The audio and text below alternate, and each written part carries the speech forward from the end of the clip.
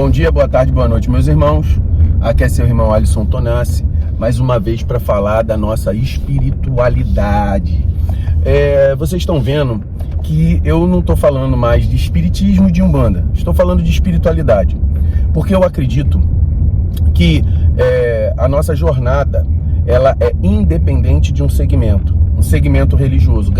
Gradativamente eu estou percebendo que o Alisson não se resume a um segmento religioso. E a partir do momento em que nós vamos buscando mais espiritualidade, eu vou acrescentando as condições de interpretação dos vários segmentos religiosos que a gente vem estudando, passando pelo espiritismo, indo para a umbanda, estudando o culto tradicional, estudando a quimbanda. Eu vou tentando amalgamar o conhecimento, ou seja, juntar esse conhecimento dentro da minha espiritualidade.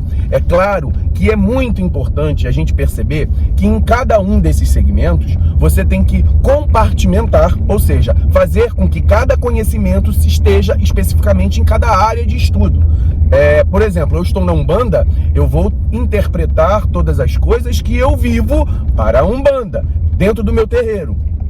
Na quimbanda, você vai interpretar as condições de observação dentro daquilo que está sendo orientado, sendo pensado pela própria quimbanda.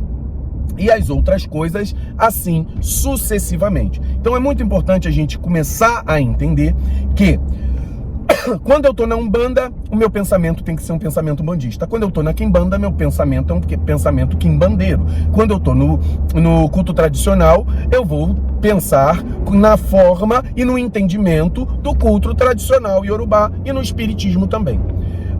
Cada um com seu segmento, cada um com a sua interpretação. Então, por exemplo, o espiritismo, você vai entender o espiritismo muito com a interpretação cristã.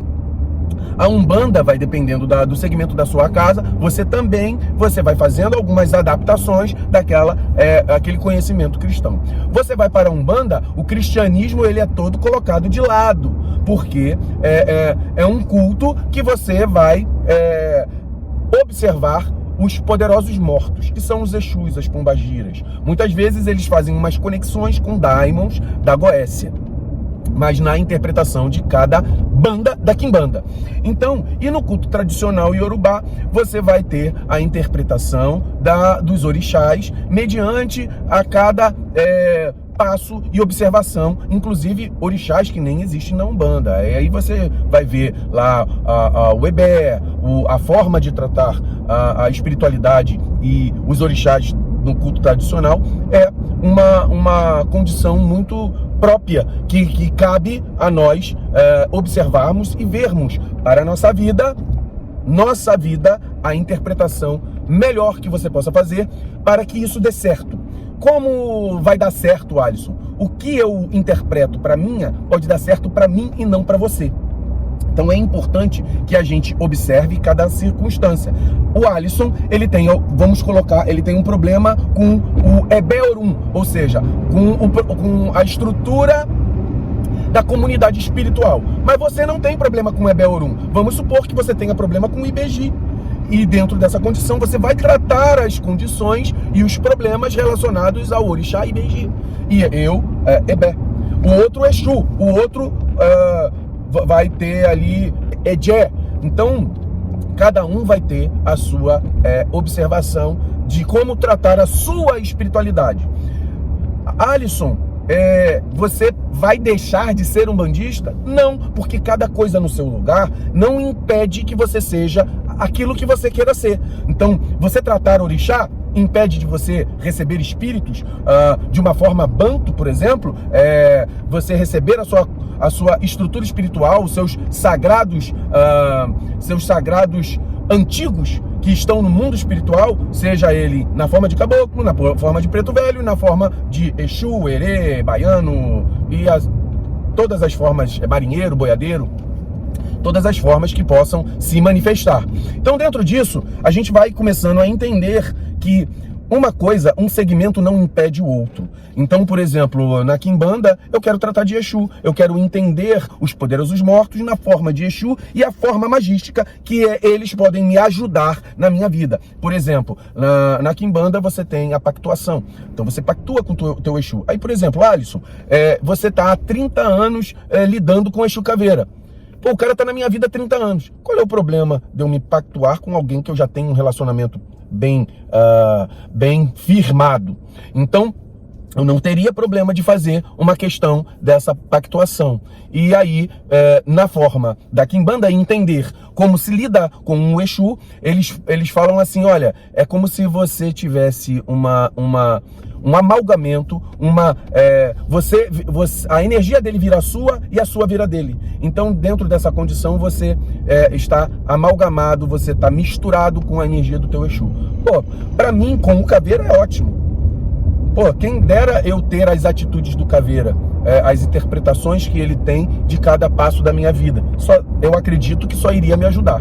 Então, é importante a gente entender isso. E cada vez menos eu vou falando de um segmento e tentando misturar os segmentos que começam a me promover coisas positivas na minha vida.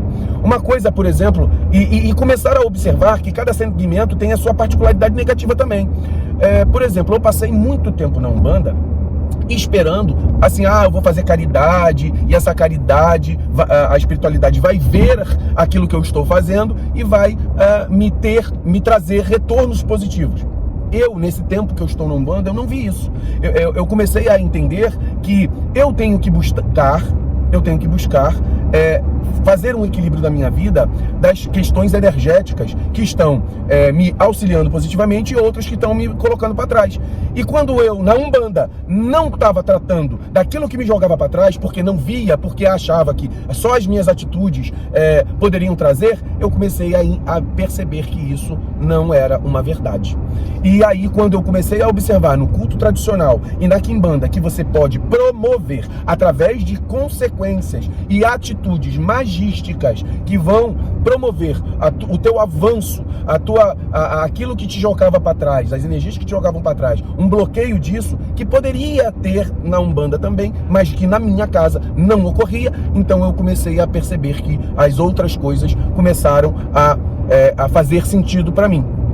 Então, nessa minha caminhada, as interpretações de outros cultos, para mim, continuando a fazer as coisas conforme são na Umbanda, fazer a caridade, receber a espiritualidade, manutenção da minha conexão espiritual, porque no culto tradicional não há um processo...